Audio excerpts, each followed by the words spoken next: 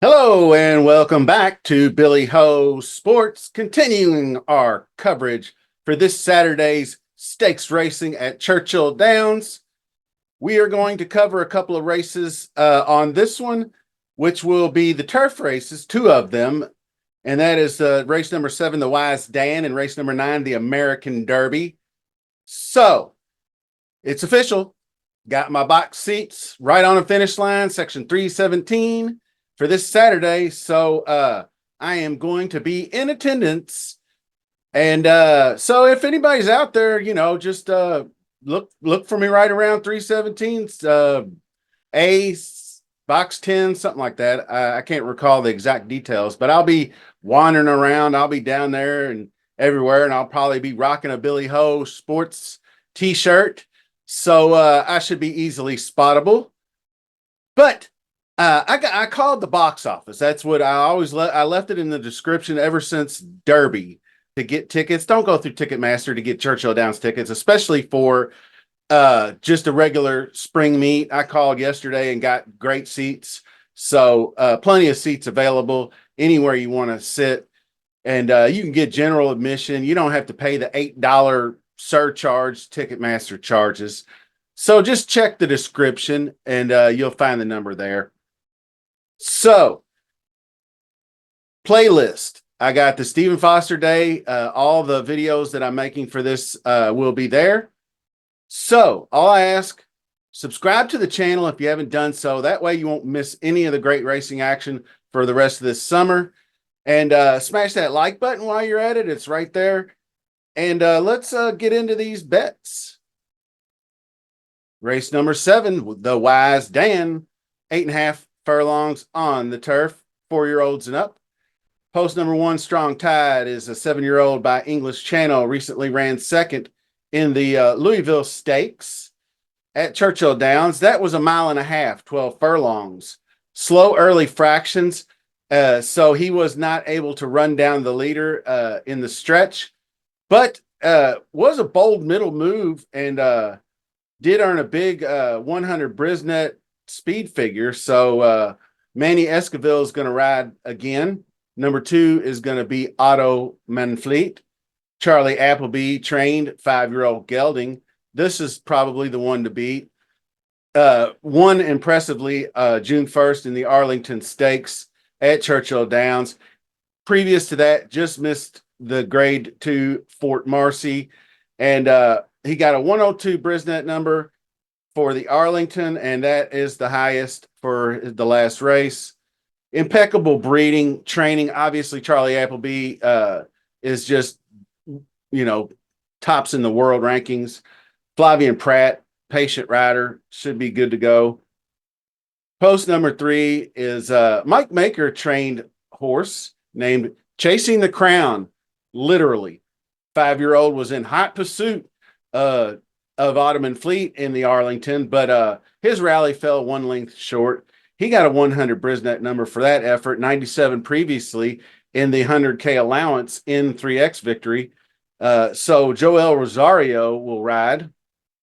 Post number 4 is Johnny's Fireball. Norm Cassie trains, and Tyler Gaffleon will ride.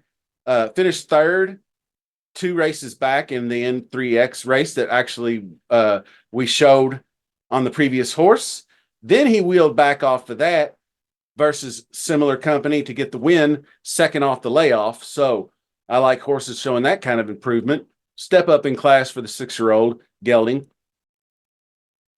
Post number 5, Win for the Money. Brother Mark Cassie trains this one, 5-year-old gelding. He won big last out in the Mr. Steele Stakes. That was a 95K at Gulfstream. Closing effort with relative ease. Didn't really earn a huge Brisnet number, but it was just such a soft pace, and he cruised to victory by like 10 lengths. So the race prior to that was a monster 104 grade 3 valedictory stakes, where he on the all-weather track where he ran third. So making his second start off the layoff, so he should be improving. Cassie and Jose Ortiz are 2 wins and 2 seconds in 4 starts over the last 2 weeks, which is good. Post number 6 is Exalted. Peter Urton trains this 7-year-old. 2023 was a huge year. 4 straight, 3 of them graded stakes victories, all right around a mile.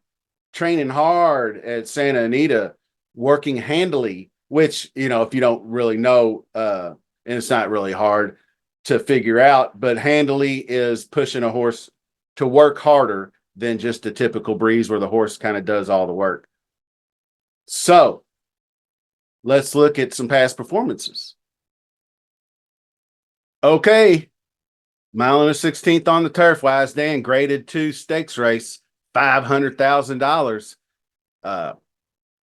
So you can see the Prime Power, Ottoman Fleet. Whenever I see upwards of 10 from first to second, that's a huge gap. So you always want to take notice there. And then, but the class ratings, everything else is pretty close as far as speed and distance and whatnot. But Strong Tide, to make a case for him, he's got the pedigree, English Channel, and definitely got some speed. So we're looking for like a 97 speed rating, and the E2 pace is the where you want to be your strongest. You got a 99 there in this grade 3 Louisville, just missing by a length and a quarter. So strong effort there. Should be definitely in our mix of horses. And not really much else. Ran in the mud. Second place, that's pretty good. I like I like that angle there.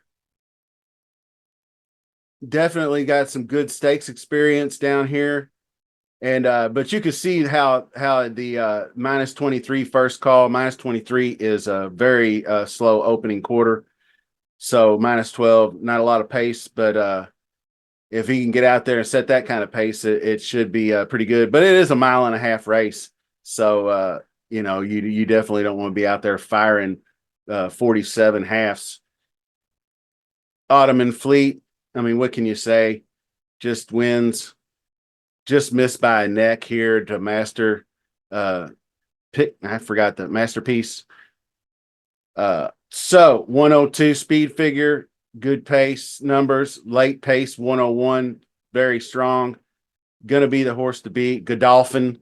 I mean, the connections are all there. Appleby.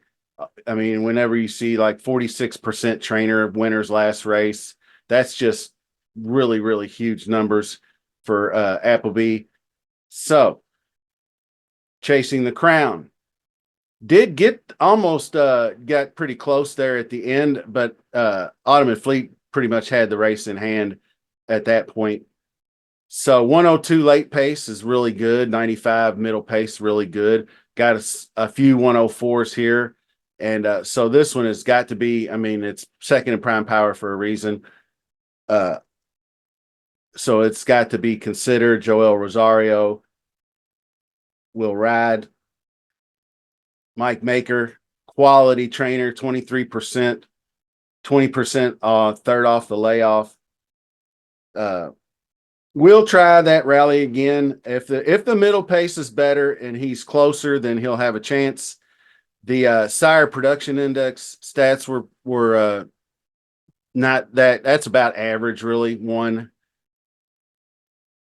So Johnny's Fireball, I think, is probably just a tick on the slow side. You can see the difference, the 86 middle speed, and even in the wind with a 90 number, he needs to be a little bit faster than that. And he could be third off the layoff, 26 or 23%. Norm Cassie off the back-to-back winners, so that's not too bad. And T. Gaff is a hell of a good jockey on the turf. He likes to one of them amongst the leaders, obviously, every year at Churchill Downs that he rides. This one's I find interesting is Win for the Money. This is Mark Cassie's. Mark and Jose second start off the layoff and hot combo, like I mentioned previously, moving up in class. But he's got decent, but this like 122, that was the one I was talking about in the all weather track. That middle pace is flying. And that was back in December. So I would say that this horse is going to be ready. Bullet work or breezing 824, 8 out of 24, not bad. So just working in general, should be fit and ready. Just raced on May 25th. Pulled away by 6 3/4. So that's pretty solid. It was the Mr. Steel. I mean, it wasn't the classiest of the races, but not too bad. Exalted, this is the one I find interesting. Hasn't raced in 10 months, but there's the 5 in a row he rattled off, and really plus speed figures. Has not been out of California though, which might be interesting. Juan Hernandez and Peter Yurton are staples out west there. Juan's a regular rider for Bob Baffert. Fourth in prime power. If he's ready to go, I mean, there's a reason they shipped in. So 17% trainer on the turf. You got to respect that. And bias stats. That's what I wanted to check on really quick. You can see the late pressers are dominating, winning half the races out of the 19. And same thing, weekly bias in 6 races. Strong output there. Early speed is fine too. You can see the listings of Strong Tide has a little bit of an advantage in the run style, but Ottoman Fleet is by far going to be the one to beat, like I said.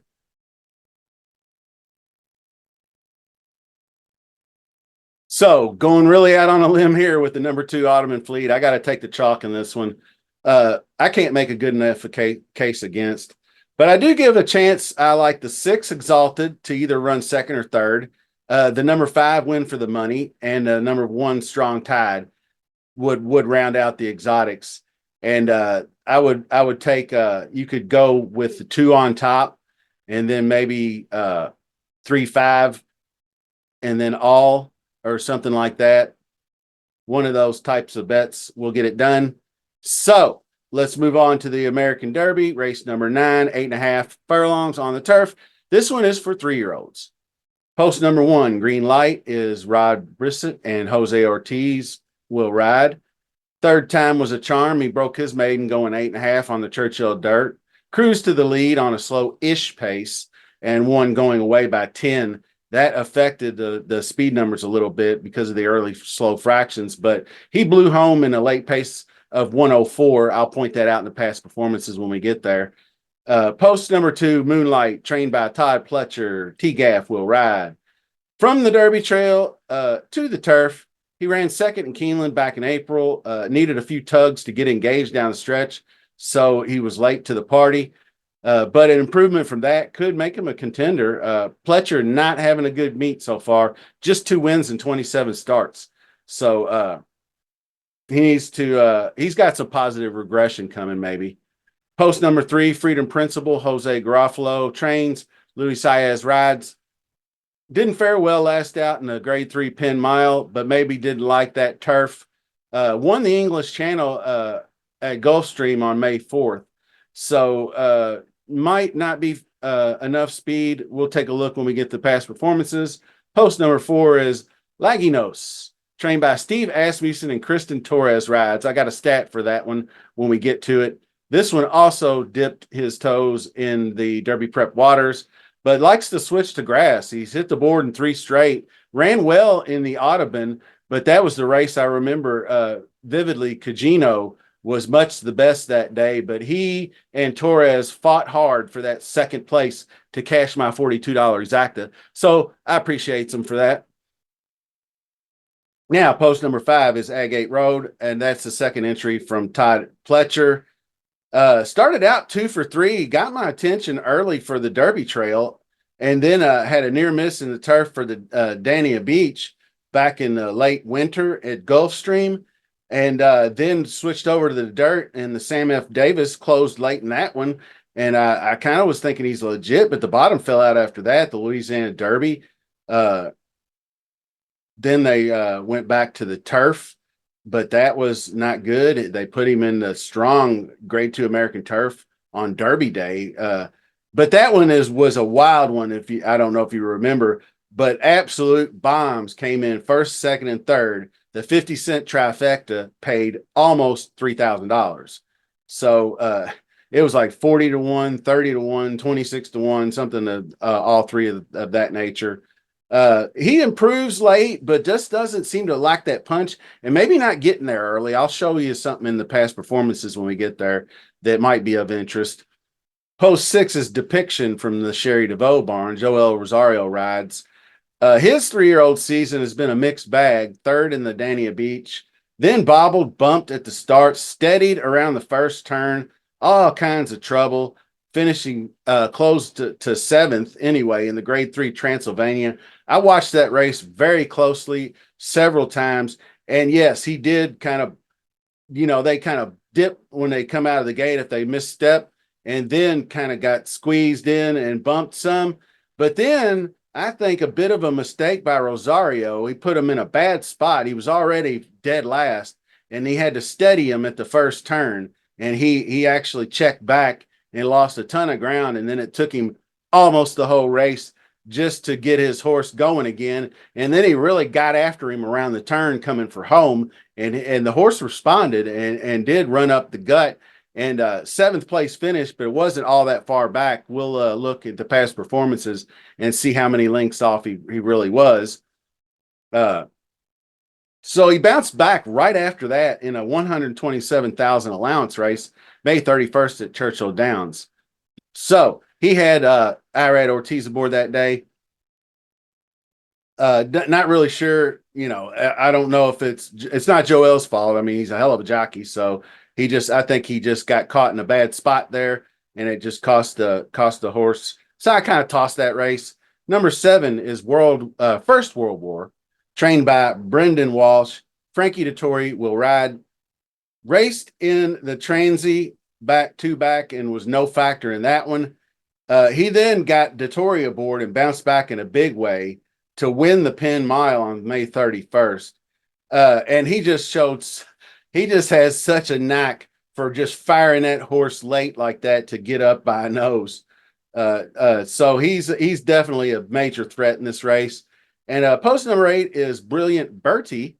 I haven't seen a whole lot of Bertie horses. There used to be back in the day when I was first learning the game in the 80s and 90s and all that kind of stuff. There was a whole bunch of Bertie horses out there, but I don't see too many of those anymore. Sherry DeVoe entry, Brian Hernandez aboard, unraced at 2. Just broke his maiden 2 back on May 2nd, then backed that up with a 100K optional claiming win. Big jump in class, but this one does look the part. So let's see what the past performances tell us. Okay, so similar to our previous race, but this is just for the 3-year-olds. American Derby is 250K listed stakes, mile and a 16th on the Churchill Downs turf. Green Light is a nice looking horse. 1/10, like I said, got a big 104 late pace rating for the maiden win by 10.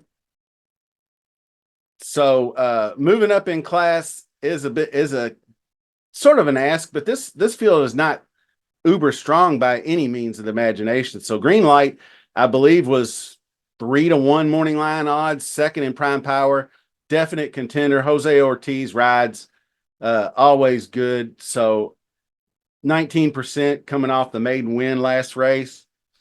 Jose's hot, 7 wins and 28 starts, 4 seconds, 4 thirds. So that's solid. I did kind of think Moonlight was a bit interesting, but very, very weak late pace figures.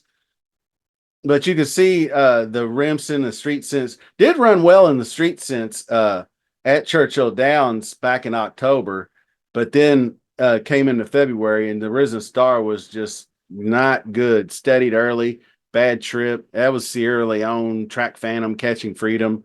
So way over his head in that one. So regrouped and came back in April on the turf and almost got it done. Lost by 2. Royal Majesty won that race.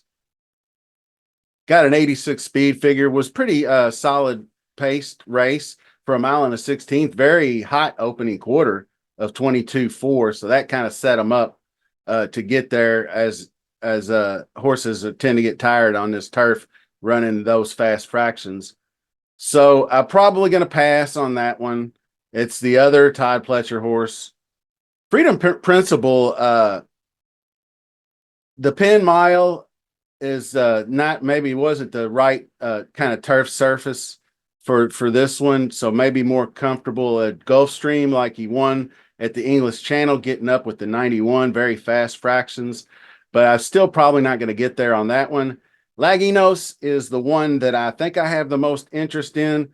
I just really took to this horse after the Smarty Jones. I thought showed the way and then just kind of faded, and then was just didn't fare well in the Rebel. So the switch to the turf, I thought he responded quite well in this first outing by closing all the way to third, and then Kristen Torres smartly got him a little bit closer and a little bit closer, so he's closer at the finish. So if he can get him at the top of the stretch here, back up in this same position, I like him to win this race and finally get Steve Asmussen off the snide.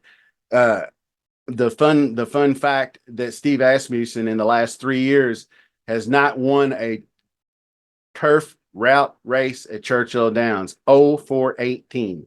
So maybe he's due, overdue. Now, this is Agate Road, and this is the Todd Pletcher horse. Blinkers do go on. I didn't mention that in the profile, but blinkers are on. But you can see how Pletcher's 2 wins and 27 starts is not good at all. The drop-in class, blinkers added. So interesting. Did get to 6th place in the American turf, but like I said, stretch run 9th, stretch run 7th. You need to be up closer than that against this group. You need to be in the top flight because I don't think he has enough kick. You can see the 89s. That's just not enough kick to get home when you're coming from 9th.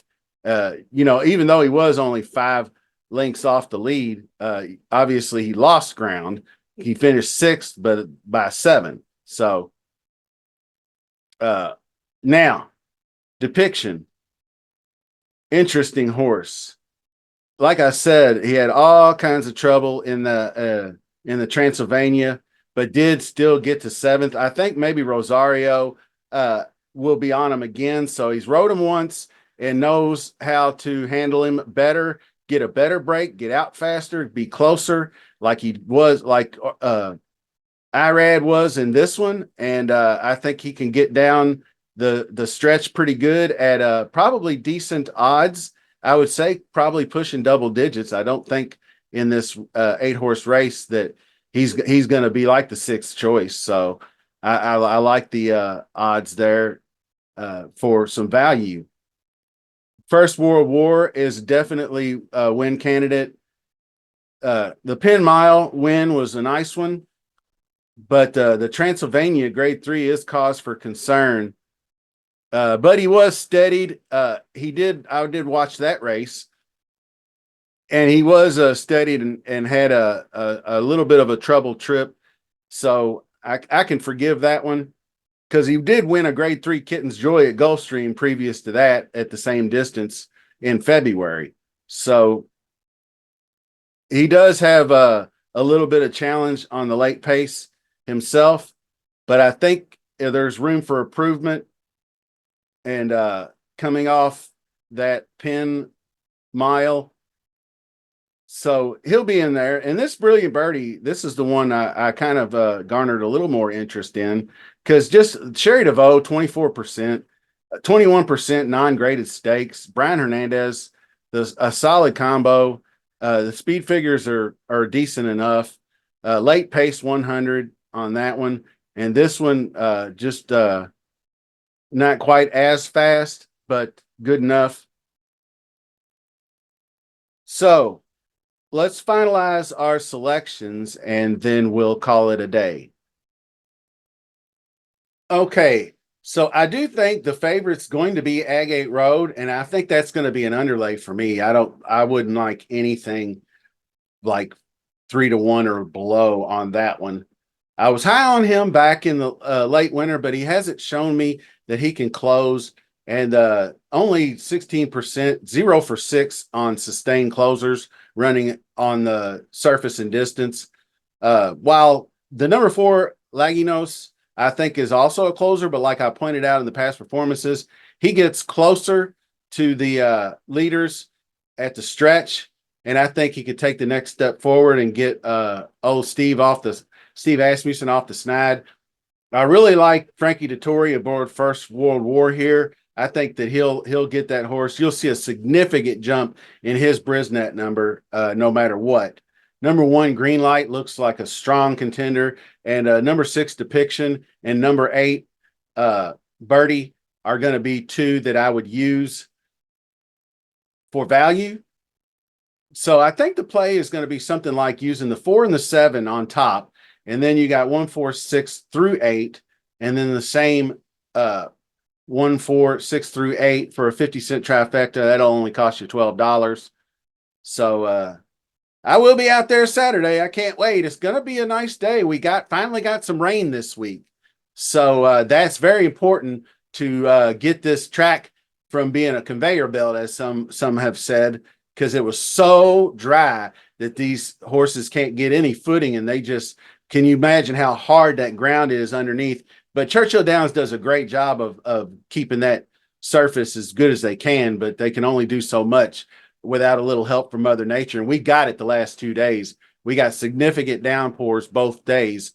So Thursday's a beautiful day today. So if you're going out to the races, enjoy your day. I will see you Saturday. And till the next video, we'll see you soon.